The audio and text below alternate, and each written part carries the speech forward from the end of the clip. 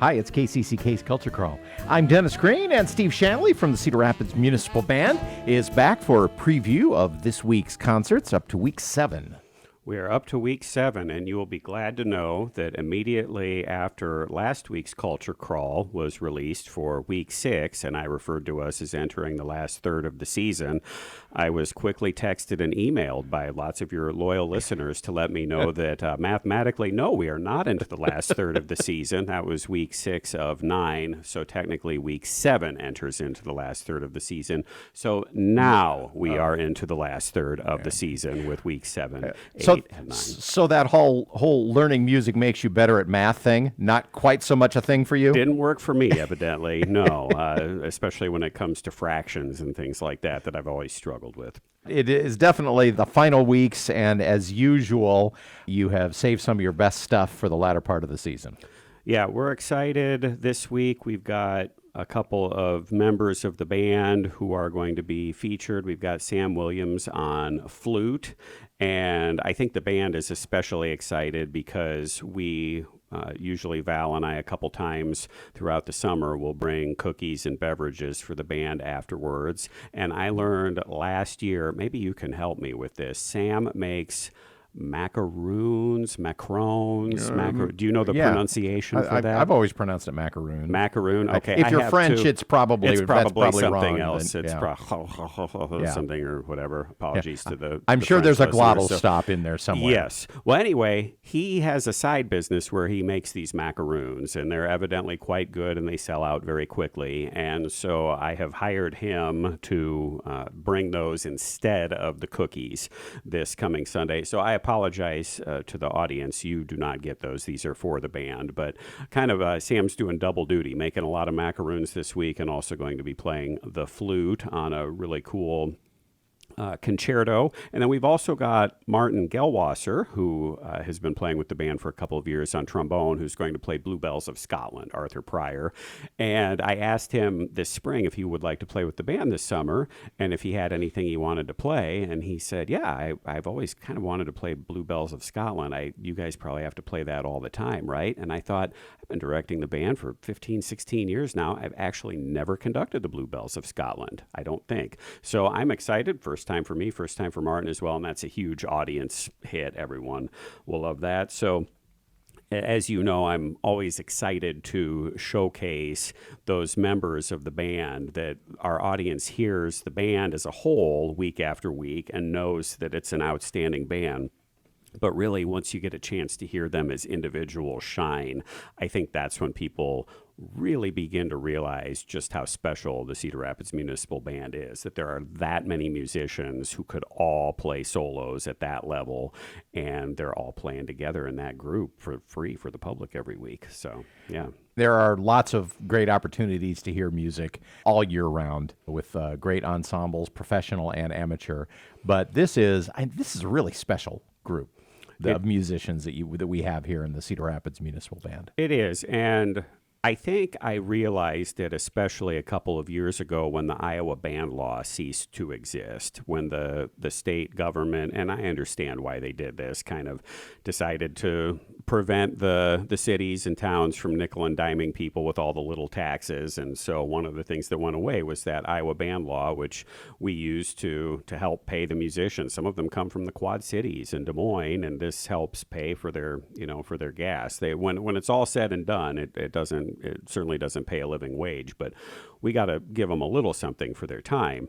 And when that went away, I was really concerned that might be the end of the band. And I loved how the city of Cedar Rapids, the government, the decision makers in the city, it wasn't even a question. It's like, well, no, we're going to still have the band. Of course we have to have the band. It's just become an important part of the culture here. So I love that was kind of a non-negotiable, that we're going to still have the band and we'll just figure out a different way to fund it. Luckily, as Scott, the business manager, says, I think our budget in the grand scheme of the city budget, I don't think even rises to the level of rounding error. So I don't think it's one of those that when they're concerned about filling potholes or fixing a bridge or something like that our budget would even be able to help with something like that. But still, it is great that the community and our leadership support it, and we do not take that for granted. I know that when you're putting together the season, obviously you plan for the entire season before the season begins, because you've got to order music, you got to line up the programs and all of this stuff. Has there ever been an occasion where you've had to kind of make some course corrections and made some changes to the repertoire after you kind of thought it was formalized and finalized for the season? Well, you're giving me a lot of credit, and especially for someone who has known me for a long time, and as someone who is kind of I do things right when they need to get done at the last minute. And I would say usually that serves me pretty well.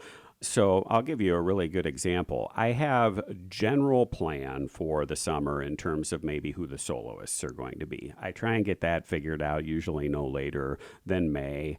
But then past that, I am really not making a lot of programming decisions. I might go online in the spring and see what new music has been released, and I'll purchase some to have for the library. But in terms of, week 6, we're going to play this particular piece or that particular piece, I really don't do that, frankly, until Amy, the librarian, says, hey, I need to stuff the folders for week 7, like in 2 days. And then I finalize everything at that point. And that's usually pretty good for me because, as we have discussed, I get ideas from audience members, from members of the band. And so just a few weeks ago, for example, someone on a rehearsal break said, so what week are we doing Moana this summer? And I was like, oh, no, we just probably played Moana last year or 2 years ago. And they said, well, there's a new live action Moana coming out. I'm like, oh, I did not know that. We'll get Moana programmed. So there have been plenty of instances like that where I am not aware of something or it's not on my radar that I think if I programmed it really far out in advance, it wouldn't have maybe quite the same audience appeal or connection that it otherwise does when I put it off to the last minute. Or maybe that's what I'm just telling myself to justify my procrastination. Well, it's just like jazz. Yes. It's better with a little improvisation. It is, yeah. But that being said, so a course correction example would actually look, here a little behind the scenes for everybody here, would look more like this. Amy says, hey, I need to stuff the folders for week 7 on Tuesday or whatever, and I get that done. Or worse would be if she's stuffing it on Monday, which is when we have rehearsal. And I say, we're going to do these 8 selections. And I get a text or a panic phone call from her at 4 in the afternoon right before rehearsal saying, yeah, so that Coldplay medley that you ordered?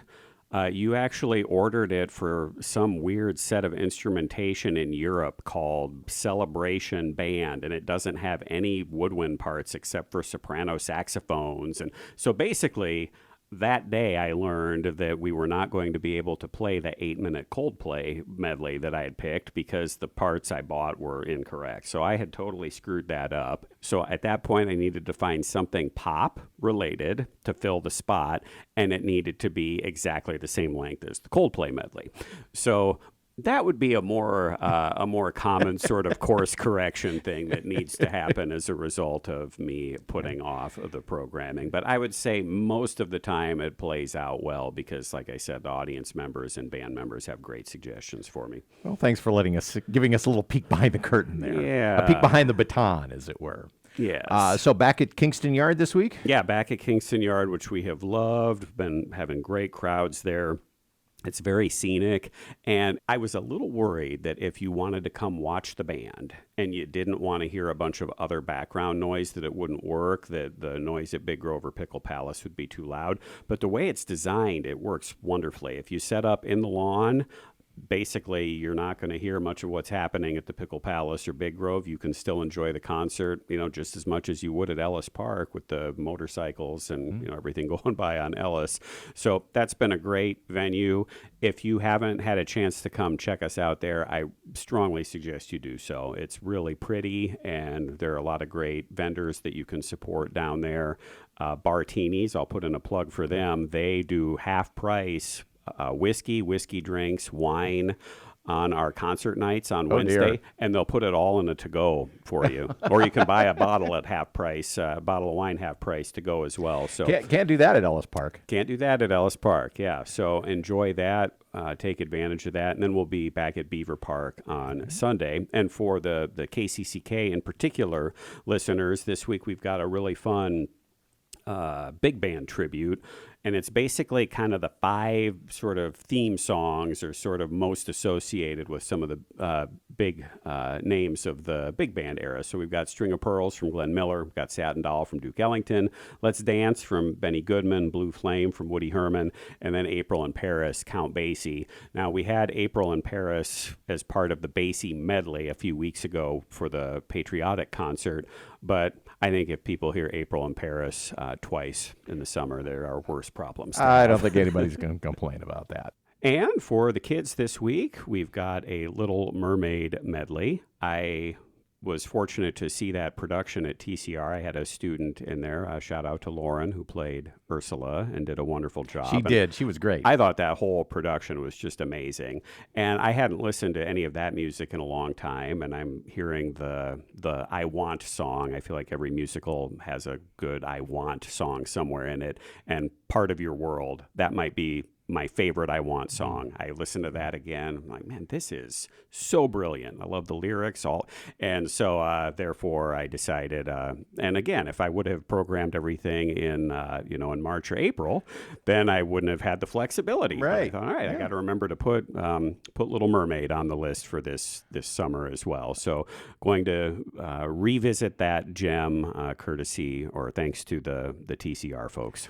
Wednesday at Kingston Yard and Bever Park on Sunday with the Muni Band, crmuniband.org, or check the Facebook page for any late-breaking weather or other information. Steve, thanks for being here. Thanks, Dennis.